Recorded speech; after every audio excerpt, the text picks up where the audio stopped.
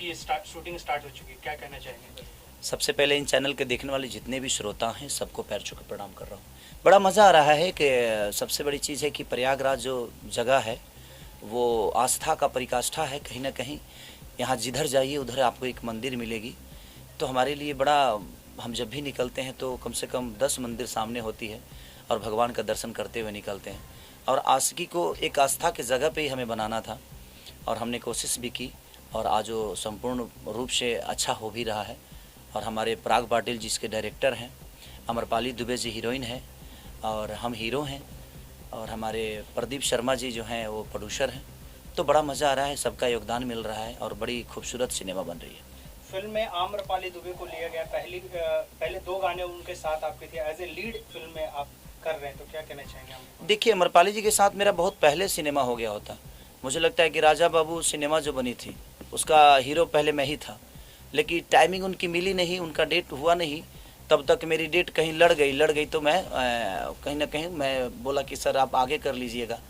तो उस सिनेमा का हिस्सा में नहीं बनाने, तो शायद मुझे लगता है कि बहुत पहले ही अमरपाली जी का और मेरा जोड़ी आया होता। लेकिन फिर उसके बाद सुजनी बनी नहीं हम दोनों की। तो ये होता है ना कि समय से पहले भाग्य से ज़्यादा किसी को कुछ नहीं मिलता है।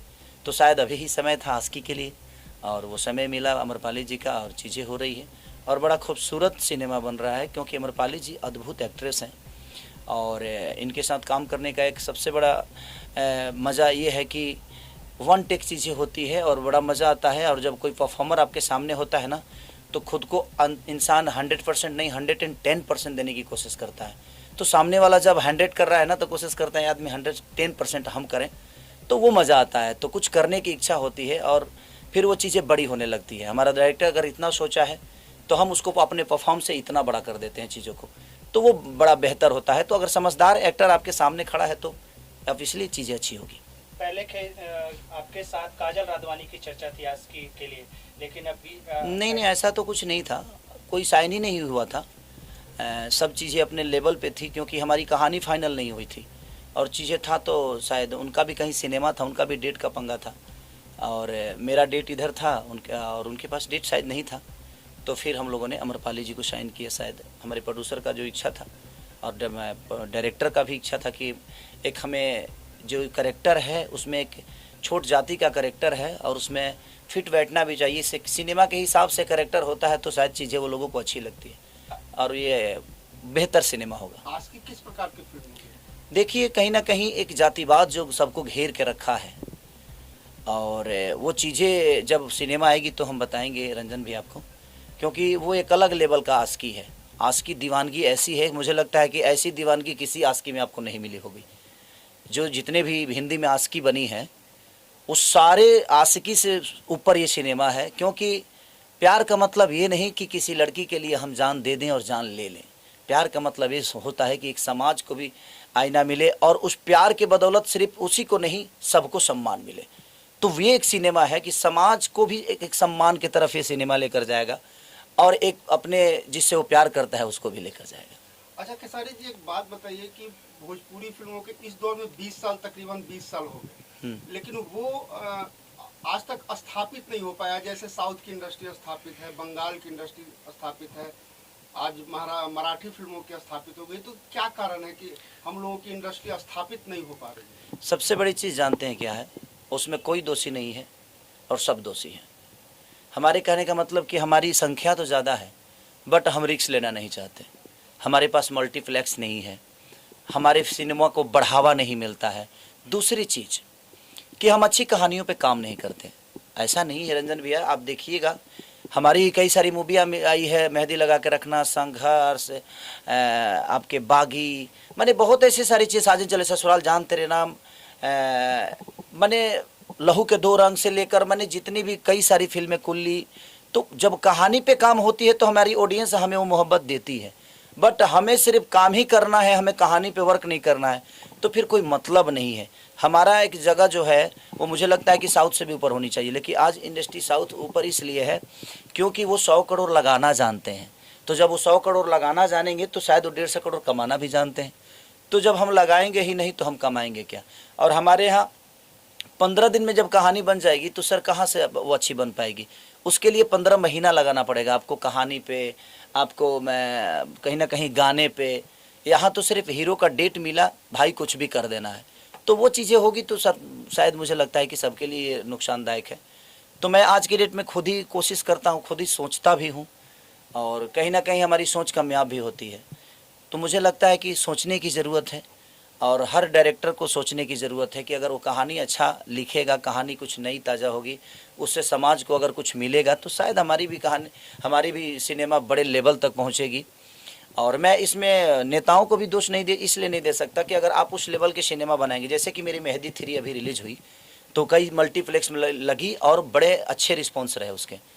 तो मुझे लगता है कि अगर अच्छी सिनेमा हम बनाएंगे तो उसका भी भविष्य बनेगा, और आज नहीं तो कल हमारी समाज उसको देखेगी। तो कहीं ना कहीं फैक्टर हर आदमी है, उसमें मैं भी फैक्टर हूँ, डायरेक्टर भी फैक्टर है, प्रोड्यूसर भी फैक्टर है, डिस्ट्रीब्यूटर भी फैक्टर है, और सरकार भी फैक्टर है। इसमें ऑडियंस का 1% का दोष नहीं है। अगर हम जो हिसाब की चीज़ें देंगे, मुझे लगता है उसी हिसाब से ऑडियंस हमें प्यार देगी। अच्छा, पहले भोजपुरी फिल्मों का सबसे बड़ा मार्केट बिहार है, उसके बाद उत्तर प्रदेश है। तो पहले शूटिंग होती थी मुंबई में, फिर गुजरात में, अब ज़्यादातर शूटिंग हो रही है यूपी में। बिहार में क्यों नहीं हो रही? देखिए, बिहार में नहीं होने का कारण व्यवस्था वो बिहार में नहीं मिल पा रहा है। और सब्सिडी मान के चलिए कि जो लोग हैं कि कुछ सब्सिडी से सरकार का हेल्प मिल जाता है, तो उनका शूटिंग का खर्चा, जो होटल का खर्चा, जो वहाँ पे बिल पे कर रहे हैं, आज यहाँ खाने का खर्चा, होटल का खर्चा, गाड़ी का खर्चा, तेल का खर्चा, क्रेन का खर्चा, मैंने जो चीज़ें खर्चा होता है, तो कहीं ना कहीं सरकार उसको हेल्प कर देता है। तो सब्सिडी का जो जरिया है यूपी सरकार का, वो काबिलियत तारीफ़ है, और इसके लिए मैं धन्यवाद देना चाहता हूँ इस सरकार को, जिन्होंने सब्सिडी का दौर चलाया, और हर आदमी आज सब कहीं ना कहीं, कुछ जो फिल्में टूटती थी, जो प्रोड्यूसर बर्बाद हो जाते थे, तो कहीं ना कहीं सब्सिडी के आसरा से लोगों को बचे या ना बचे, लेकिन वो बर्बाद नहीं हो पाते हैं, तो फिर आगे हिम्मत करके वो चीज़ें बनाते हैं। अगर बिहार में भी सब्सिडी का अगर दौर चल गया तो शायद मुझे लगता है कि बिहार में भी सारे लोग शूट करेंगे। अगर वो व्यवस्था उस टाइप की हो गई तो शायद क्यों नहीं बिहार में शूटिंग होगी। सर, आपके पास एक आरोप लग रहा है, कुछ लोग सोशल मीडिया पे कह रहे हैं कि आप जिन बच्चों को गोद लिए हैं उनकी फीस नहीं दी जा रही है। तो इस पे पढ़ना भैया ने ऑलरेडी लाइव किया है, अखिलेश जी ने भी किया है, तो आपकी तरफ से क्या मैसेज है? देखिए, मैं कितनों को गोद लिया हूँ और कितनों को क्या जाता है नहीं जाता है, ये मुझे पता है, और मेरा ज़मीर जानता है। मुझे किसी को सफाई देने की ज़रूरत ही नहीं है कि कौन मेरे पीछे क्या गेम कर रहा है, नहीं कर रहा है। आज मैं जो पहल स्टार्ट किया, आज हर आदमी पहलों कर रहा है ना, गरीबों को खाना देना, कपड़ा देना, घर देना, या गरीबों को गोद लेना। इससे खेसारी से पहले तो किसी स्टार ने नहीं की थी। जी बिल्कुल सही बात है। आज तक भोजपुरी इंडस्ट्री में पहला तो आदमी हूँ नहीं मैं, लेकिन मैंने स्टार्ट किया लोगों को दान करना, लोगों का हेल्प करना, लोगों के दुख में जाना, लोगों के दुख का हिस्सा बनना। तो आज सब लोग उस दुख का हिस्सा बन रहे हैं, तो मेरी तो जीत है ना। अब लोगों को लगता है कि क्या है क्या नहीं, तो वहाँ वो स्कूल जानता है कि मैं क्या देता हूँ, और वो मास्टर जानता है। हमें कहने का मतलब कि अगर ऐसे ही लोग बदनाम करते रहेंगे तो शायद मुझे नहीं लगता कि फिर दोबारा कोई हेल्प करने की कोशिश करेगा।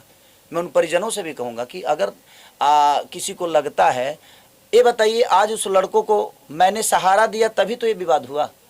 अगर मैं नहीं गया होता और मैं उस जगह का हिस्सा नहीं बना होता तो शायद ये विवाद भी नहीं होता। तो मैंने हेल्प करने की कोशिश की, लेकिन कुछ लोग हैं जो बड़े प्यारे लोग हैं, ऐसा नहीं कि वो भी अच्छे इंसान हैं। सबको मेरे तरफ से शुभकामना है कि उनको जितना बदनाम करने का लगता है वो मुझे करके दिखाएं। मुझे रोकने के लिए बहुत पावर चाहिए, क्योंकि मैं एक सच्चा इंसान हूँ और मैं हमेशा सच्चाई की तरफ रहता हूँ। 6 महीना में अच्छी बताइए कि 6-7 महीने से तो स्कूल ही बंद है, तो कहाँ फीस दूँ? मैं से रोड पे फेंकते रहूँ फीस तो आज 7-8 महीने से स्कूल हर जगह बंद है, तो कहीं ना कहीं हम रोड पे फीस फेंकते तो नहीं रहेंगे ना। मेरा मानना, जिनको जो बोलना है बोलें, जिनको काम नहीं है सर वो क्या करेगा, कोई तो काम कर रहा है। आज बताइए कि मेरे पीछे कोई बोल रहा है तो बुरा कैसे है? बशर्ते ठीक है उसका काम है बोलना, मैं अपने चीज़ों को ऐसा थोड़ी है जो उसके कहने से मैं किसी को हेल्प करना बंद कर दूंगा। जितना लोगों को बोलता है, कम से कम ये देख कर लोग आज दान तो करने लगे, नहीं तो कोई दान तक नहीं करता था। कलाकार को किसी पब्लिक से लेना देना ही नहीं होता था सर। जिस तरीके से आप बाढ़ पीड़ितों को मदद करते हैं, ठंडी में कंबल बांटते हैं, और तो उन लोगों के लिए क्या मैसेज जो गलत तरीके से आपको प्रमोट करते हैं, एक तरीके से बदनाम करने की कोशिश करते अच्छा ये बताइए, गलत तरीके से प्रमोट करने वाले तो एक ही दो लोग होंगे, हैं? जी, लेकिन मुझे प्यार करने वाले करोड़ों में हैं। तो मैं उन दो लोगों के बातों को लेकर मैं करोड़ों का हेल्प करना बंद कर दूं, ये तो मेरे नेचर में नहीं है। कि दो लोग, देखिए हाथी हूं मैं और मैं चलूंगा और मुझे कोई रोक ही नहीं सकता। बाकी जो भौंकने वाले हैं भौंके, मुझे कोई फर्क नहीं पड़ता।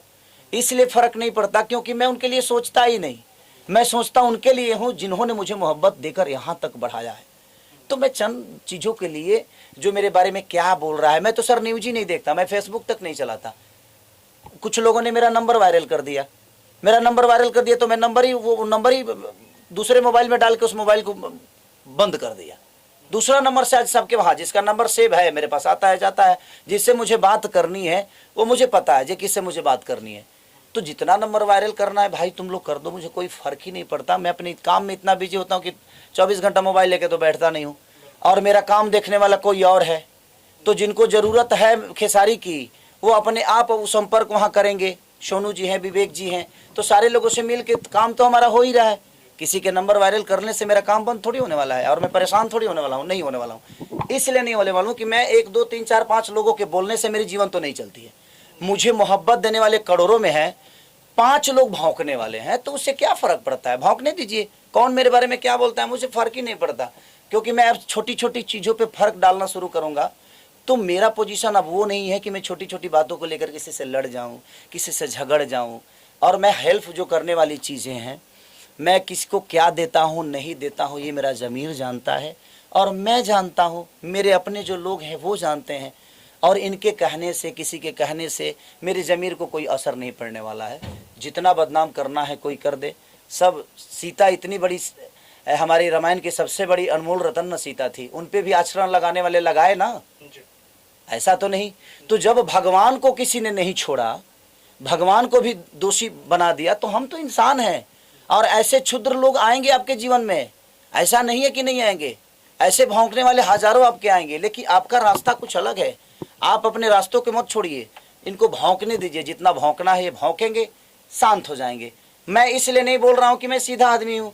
किसी और के लिए भौंकेंगे तो अपने आप आदत बनी रहेगी तो अच्छी रहेगी ना। मैं तो बिगाड़ता हूँ, मैं आदतों में लाता हूँ। नहीं बोलने का कारण मेरा यही है कि आप बोलो, मैं नहीं बोलूँगा। मैं नहीं बोलूँगा तो शायद ये, अगर आपके नेचर में चीज़ें रहेगी तो आप किसी को ऐसे ही बोलोगे। तो हर आदमी खेसारी तो नहीं है, तो फिर आपका अपना खुद ही समझ में आ जाएगा कि आप किस लेवल के हो और क्या हो। तो चंद लोगों की बातों के लिए मुझे प्रेशर नहीं रहता है। मैं बड़ा मस्त मौला आदमी हूँ। हमारा जो जीवन बना, हम विवादे में रही ले भाई, हम विवादे में रही ले। रीज़न ये वजह, जब आप अच्छा करिएगा भाई तो आपको झेलना पड़ेगा, ये दिमाग में रख लीजिए। आप जब अच्छा करिएगा, पत्थर साधुओं पे चलता है सर, क्रिमिनल पे किसी की औकात नहीं है पत्थर चलाने की। क्रिमिनल पे पत्थर नहीं चलता है, पत्थर साधु पे चलता है। क्योंकि लोगों को लगता है कि वो ढोंगी है, क्योंकि वो भगवान से जुड़ा हुआ है। तो मेरे भगवान मेरी जनता है और मैं उन जनता से जुड़ा हूँ। इनको लगता है कि मैं नाटक करता हूँ, तो अच्छी बात है, तुम भी नाटक करके अपना नाम कर लो यार। तुम भी नाटक करोगे तो उस नाटक के बदौलत कम से कम 2 4 10 लोगों का भला तो हो जाएगा। तो तुम भी नाटक करो, और वो नाटक शुरू हो गया है। अब सब लोग भाई सामग्री बांटना शुरू कर दिए हैं। आज के डेट में सब लोग बाढ़ पीड़ितों के पास जाना शुरू कर दिए हैं, सब लोग गरीबों का दान करना शुरू कर दिए हैं। तो गोद लेने की भी प्रक्रिया होती है। कुछ लोग तो ऐसे भी हैं कि जो मुझे गाली देता है उसी को गोद ले लेते हैं। अब उनको क्या कहिएगा भाई? अगर हाँ हैं, यहाँ धरती पे बहुत सारे लोग हैं, हमारे इंडस्ट्री के ही लोग हैं, जो मुझे गाली देगा वो उनके गोद में जा सकता है भाई। तो वो खुद ही उनको गोद लेता है। तो मैं गरीबों को गोद लेता हूँ, मैं असहाय लोगों को गोद लेता हूँ। कुछ लोग हैं जो खेसारी को तुम गाली दे दो मेरे गोद में बैठ जाओ, तो ठीक है ना, अच्छी बात है भाई। किसी को गोद ले रहा है ना आदमी, कम से कम वो विचारधारा तो दिमाग में आया कि आप किसी को गोद ले रहे हो। भले वो नाजायज करता है, लेकिन आप गोद में तो ले रहे हो।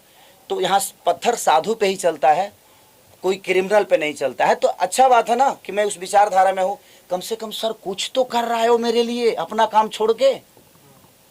आप इसको, आदमी को जो भी मेरे बारे में जो भी बोलता है उसको तो पूजना चाहिए। मुझे उसको तो पूजना चाहिए। इसलिए पूजना चाहिए कि जो आदमी अपना काम धंधा छोड़ के, अपना कैरियर छोड़ के, सब कुछ छोड़ के और मेरे बारे में सोच रहा है, ये कितनी बड़ी बात है सर।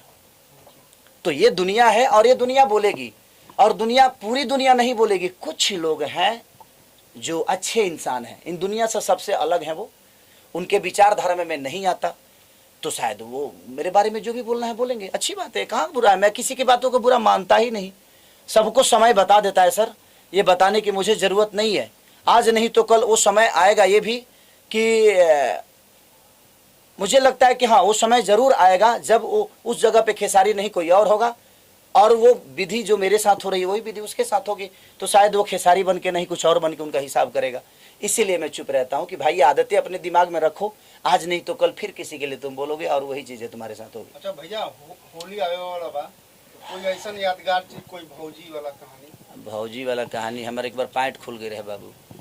एक्चुअली पहले हम बहुत रबड़ वाला हमने के पैंट पहनी जाए ना गाँव में, तो बीचवे से फाट गई रहे, पैंटवा बीचवे से फाट गई रहे। हम अंगना में गनी तो बिछलहर रहे, आ जब अंगना में गनी बिछलहर रहे ना, तले गोड़वा हमार स्लिप कैलस आ दोनों साया खानी ऊपर हो गई, आ 3 गो भौजाई मिल के जौन हमार दुर्दशा कैली जाए, आजो हमरा याद रहेला। तब से रबड़ वाला पैंट पहनल छोड़ देनी हम। Okay, thank you. कोई वो गाना गुनगुना दो भैया होली वाला। 2 रुपया हो 2 रुपया, चोली रंगाई तुहर 2 रुपया हो, साया रंगाई 2.25 रुपया, जो कि आज मुझे लगता है 25 दिन में 74 से 75 मिलियन हो गया है। तो ऐसे ही प्यार देते रहिए।